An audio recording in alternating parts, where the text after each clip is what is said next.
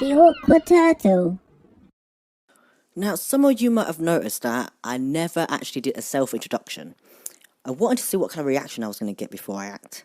I needed to know if it was I need to quarantine myself for a live situation, or I'm going to next William Hung.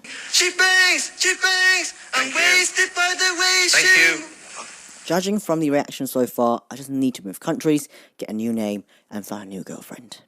I'm kidding, she's still around. Just probably thinking how to start a new life as well. Have a listen to episode 8 if you don't already know what I'm talking about. Now, majority of listeners here are probably people who are actually forced them to listen, or probably are just some distant friends who want to see how insane 2020 has made me. And in the answer to that, I live alone. So basically, I spent the entire 2020 planning on how to talk to myself and eventually talking to myself. Okay. Today, I would like to use this platform to tell everyone a bit about me. So this is me controlling my narrative. Some life coach 101 shit. I am 5'3" on a strong hair day. Attractiveness, genuinely don't mind wearing a mask. I am that kind of person who will hold a door open even though you're a good 25 yards away. You essentially have to sprint to me in time so I can get a thank you. I will wait for everyone's order to arrive before eating, even if it's an ice cream. I will never ever overtake a person who's over the age of 70 because I don't want them to feel rushed. I will pick up my neighbour's dog shit if they ask me to, so I can just get a thank you. If my neighbours actually ask me to help with the dog shit, I'll probably just be like, they must be so tired from a 4 days of work like I have, but if they felt the need to ask me, there must be some reason. That's the least I can do. I need a shower anyway. Or maybe they just have really bad back pain. Well, then in that case, yes, of course, I can do that. It's like you don't even need to convince me. I just want to be helpful and thanked. I just rather you think that I'm very, very, very unnecessary than selfish. And I guess that tells you a lot about my self-esteem. And here's what else you need to know about me. I would cry when I see old people eating alone, old people walking alone, seeing old people doing their own shopping, seeing old people crossing the road, old people struggling to walk up the stairs, old people having a genuine laugh and turning into this vicious cough of 5 minutes long, and you wonder if you just call the ambulance just in case.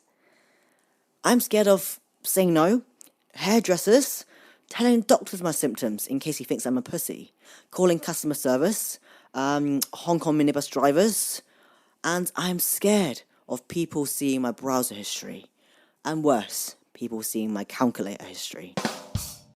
Here's what I found amusing. Michael Scott from The Office. That's what she said jokes. Did I mention The Office? When the shop alarm goes off and everyone starts to get real defensive. When people mispronounce the word organism. Farts. My bank account. Here are the things I live for. Little Mix. Pasta for breakfast. Social distancing to continue in cities post-COVID. Normalising sex, farts, burps. It's all just nature.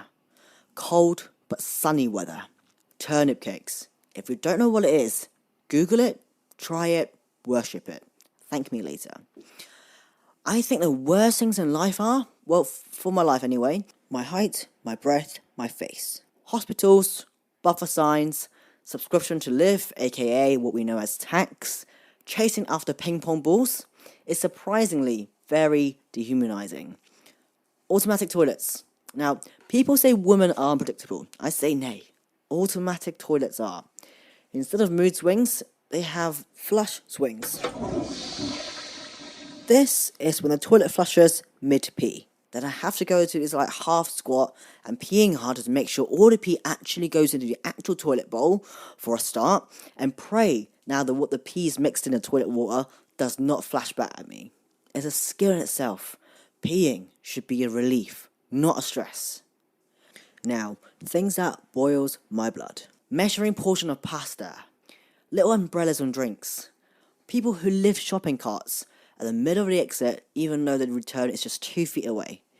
People who watch this video out loud on public transport. And last but not least, designer brands. Once a year, I'll do like a medium-sized shopping spree. mainly to replenish the 10 black t-shirts that I have holes in them. And for some reason, I'll just nip into one of the designer shops and think to myself, yeah, it's fine. You're your own master now. You don't answer to anyone. Go and buy yourself something. You deserve it. I walk in, I see one thing that's kind of cool. I'll pick it up and have a look at the price. All I can think about is how I can absolutely make sure I don't give anything away on my face. Just remain calm. I look at two more things around the shop. Now, at this point, a sales assistant is following me around the shop. I slowly walk out the shop and I think to myself, silly me. New year, new me does not mean a new bank account. I don't own a lot of designer stuff. In fact, I never really buy anything that's quite expensive. I mean, the most expensive thing I can think of that I've bought myself is probably my rent. This is the other thing that's very telling about me as a person, is that what I consider a present for myself is shelter. I don't understand, why would I buy a wallet that cost me $5,000, but I would never even have that much cash on me? Like, I'd never spend, buying expensive gifts, buying expensive designer brands is the exact reason why so many people are still poor. Whoa, that's fucking mean. The other thing that really bugs me about these designer brands is that they always hide those blimming price tags. It's like they want to prolong your suffer and encourage denial thinking that you need this $25,000 bag that's only big enough to hold your keys. They put out the price tag in as small as pockets and zip up the price tag, and you physically have to take the bag apart to find out how much it cost. By the time you found the price, you look like a maniac trying to steal something, and the price is in font fucking 5. Just why? Why in such small print? Why is it such a secret? If anyone listening here now works in retail, please get in touch. I would love to know why. Surely you want to filter out fools like me for coming in. It just saves everyone time. In fact, you should just have a minimum spend amount at the front door. To make a purchase at this store, you should have at least $10,000 to your name. To me, designer brands is one of the biggest false expectations in life. As I'm getting older, I realize there are so many myths and false ideas of life.